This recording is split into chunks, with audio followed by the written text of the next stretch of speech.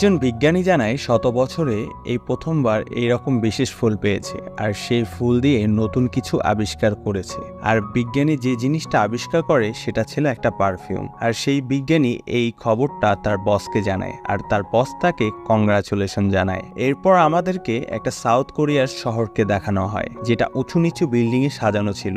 এরপর আমাদের মুভির হিরো চ্যাংসোকে দেখানো হয়, যে তার অফিসের জন্য তাড়াহুড়া করে বের হচ্ছে।